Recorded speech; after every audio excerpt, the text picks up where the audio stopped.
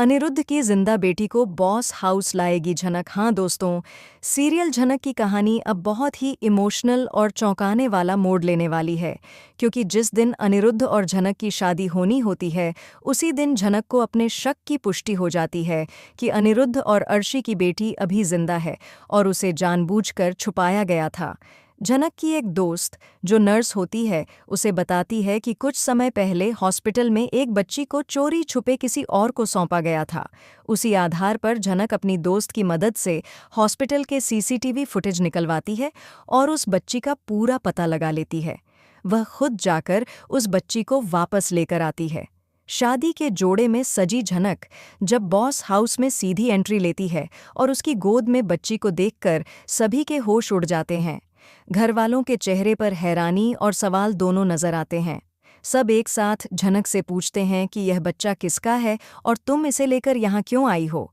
तब झनक सबके सामने अनिरुद्ध की ओर देखकर कहती है, यह बच्ची आपकी और अर्शी की है। मैंने पहले ही कहा था कि यह बच्चा जिंदा है, लेकिन किसी ने मेरी बात पर विश्वास नहीं किया। ये सुनकर अनिरुद्ध सन्न रह जाता है। फिर धीरे धीरे उसकी आंखों में आंसू आ जाते हैं और वह झक से कहता है, आज तुमने जो किया है वह कोई और नहीं कर सकता। तुमने आज मुझे मेरी बेटी लौटा दी। अब यह बच्ची सिर्फ मेरी नहीं बल्कि तुम्हारी भी है, और अब से इसका पूरा ख्याल तुम ही रखोगी। शादी के बाद यह बच्ची तुम्हारी गोद में रहेगी।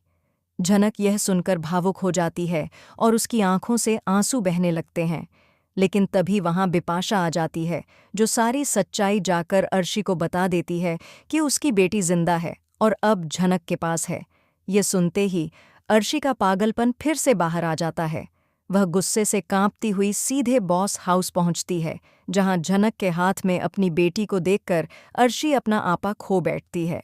वह सबके सामने तलाक के कागज फाड़ देती है और चिल्लाकर कहती है, अब मैं तुम्हें कभी डिवोर्स नहीं दूंगी और अपनी बेटी को भी अपने साथ लेकर जा रही हूं।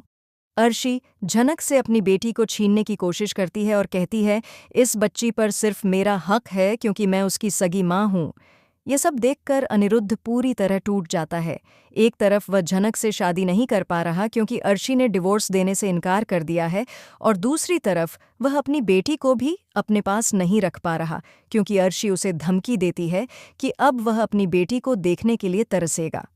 अब देखना दिलचस्प होगा कि क्या अनिरुद्ध झनक से शादी कर पाएगा, क्या वह अपनी बेटी को वापस पाएगा, और क्या अर्शी की यह साजिश कामयाब होगी, या फिर झनक एक बार फिर अपने साहस और प्यार से अनिरुद्ध और उसकी बेटी को वापस हासिल करेगी।